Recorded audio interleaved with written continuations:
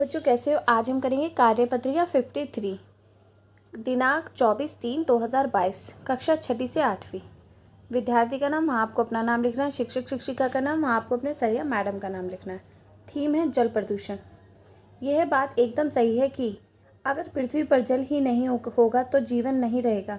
संसार के सभी लोगों के लिए जल अमूल्य धन है, जिसे पीकर इस धरती पर सभी प्राणी, पशु पक्षी और पेड़ पौधे जीवित हैं।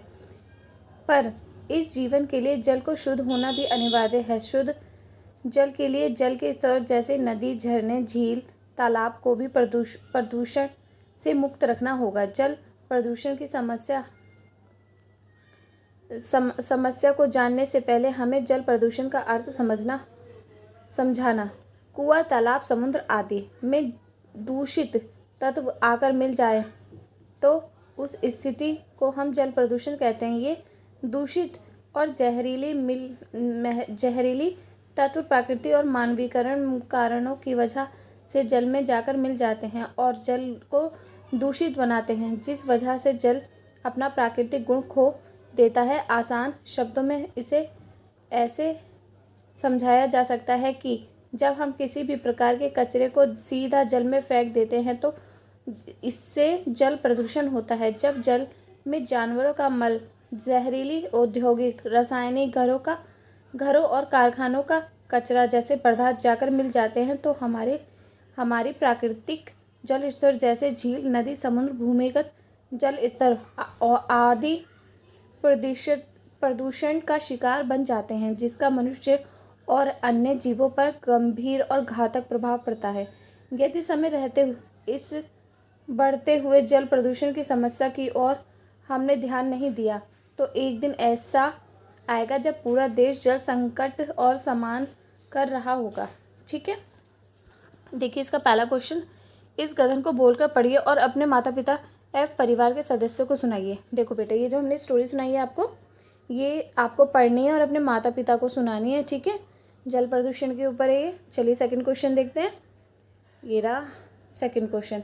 इस कहानी में जिन शब्दों के अर्थ उच्चारण में आपको कठिनाई हुई है, उन शब्दों की सूची बनाइए तथा अपने शिक्षक शिक्षिका या परिवार के सदस्य से उनके अर्थ और उदाहरण पूछकर उनका अभ्यास करें। तो देखिए, अनिवार्य का मतलब होता है अति आवश्यक, मतलब बहुत ज़रूरी। अमूल्य का मतलब होता है अनमोल, मतलब जिसका कोई मोल ना हो। प्राणी का मतलब होता है मनुष्य, मनुष्य मतलब हम जैसे इंसान। शुद्ध का मतलब होता है पवित्र, पवित्र मतलब साफ सुथरा। ठीक है, नोट कर लीजिए।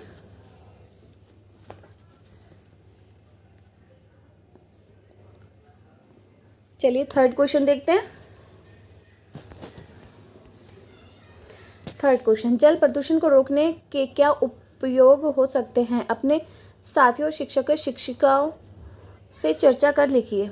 तो देखिए, हमने 2 ही पॉइंट लिखे हैं, वैसे इसमें बहुत सारे हो सकते हैं लेकिन हमने 2 लिखे हैं। जल प्रदूषण रोकने के उपाय निम्न हैं। नंबर 1, दूषित तरल पदार्थ, औद्योगिक, औषधिक या दवा को नदी में प्रवाहित ना करें। ठीक है। दूसरा, कूड़े को नाली में न डालें। चलिए अब आगे का क्वेश्चन देखते हैं। चौथा क्वेश्चन, आपके घर में पीने के पानी का स्तर क्या है? आप पीने के लिए पानी को साफ रखने के लिए क्या क्या उपयोग अपनाते हैं? तो बेटा, हम अपनाते हैं, हमारे घर में पीने के पानी का स्तर दिल्ली जल बोर्ड का जल है। हम पीने के पानी को साफ रखने के लिए निम्न उपयोग कर रहे हैं। हम पानी में क्लोरीन की गोलियां डाल सकते हैं। हम पानी को छानकर या उबालकर ही पी सकते हैं, छानकर पी सकते हैं। ठीक है, पी लिखना हम भूल गए, आप लिख लेना, पी सकते हैं। ठीक है, यह फोर्थ क्वेश्चन। ये देखिए, नोट कर लीजिए। ये थी आज की वर्कशीट। अगर आपको पसंद आई हो तो लाइक और सब्सक्राइब करना ना भूलें।